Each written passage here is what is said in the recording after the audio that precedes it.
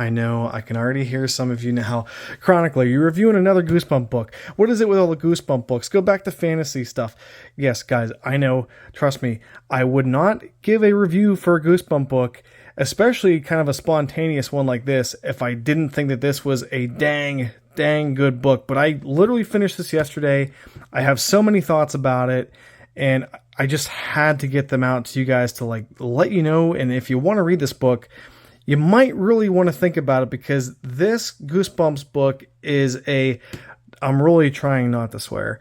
It is a dang good Goosebump book, and I sincerely mean that. I would not recommend a bad Goosebump book to you guys if I thought that it was good or bad. I wouldn't try to give you a false representation of what I think. Irregardless, this book is not my favorite, but it is really, really good. And again, with Series 2000, unlike the original 62, the story just feels a little bit more mature. It is honestly a very, very excellent Goosebump book.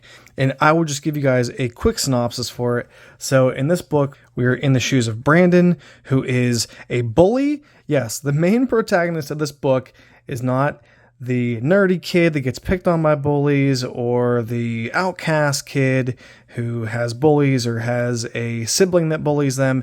No, you are in the shoes of a really, really conniving, evil little snot named Brandon, who picks on his siblings, picks on his little cousin Vinny, who, no lie, I'm being serious, cousin Vinny, who in the book is named My Cousin Vinny, so shout out to that movie.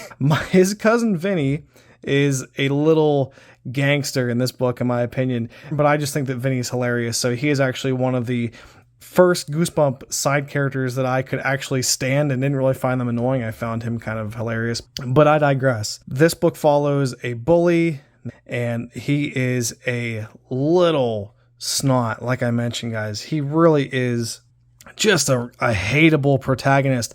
And for once, R.L. Stine did something really impressive in this book. He made you flip your opinion on a bully, and he did it successfully. And that's not an easy thing to do, to go from really disliking the protagonist to actually rooting for them. R.L. Stine pulled it off in this book, and that is special for a Goosebump book, because it does not happen very often. A lot of his characters, they're pretty shallow overall, but Brandon is a good protagonist, even though he's a bully, or starts off as a bully, I should say.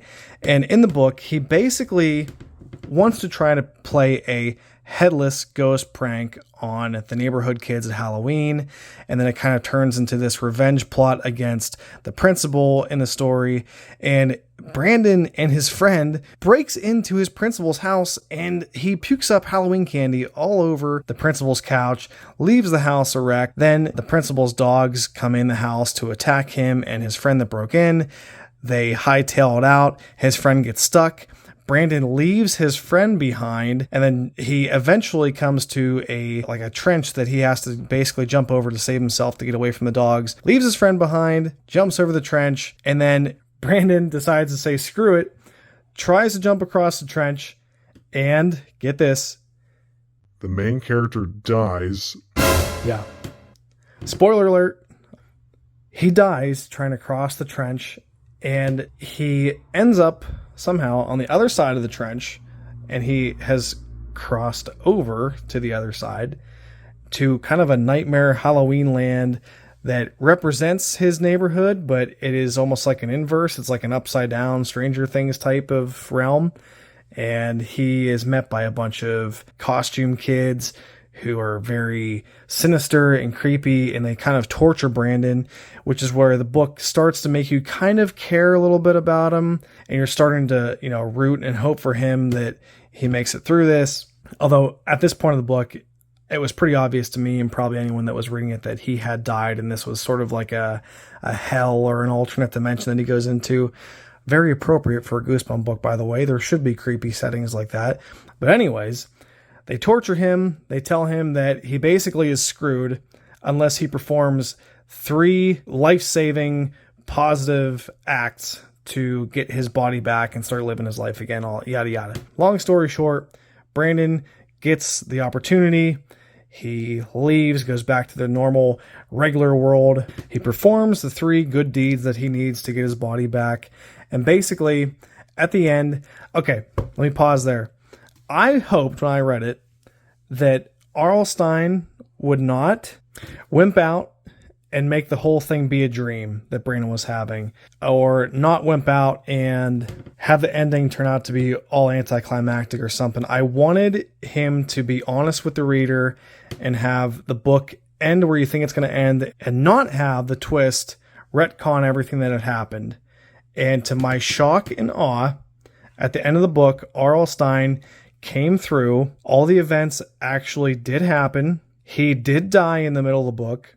And to top it off, in a true sinister and properly creepy Goosebump way, and the ghost kids that told Brandon that if he did the 3 acts, he'd get his body back, they lied to him just to basically laugh at him and basically tell him, no, you're actually just dead. You're screwed. You're headless now, like us. And I have to give R.L. Stine all the props in the world for just going for it. Just this once, instead of having it be a fake out or have it be something it's not.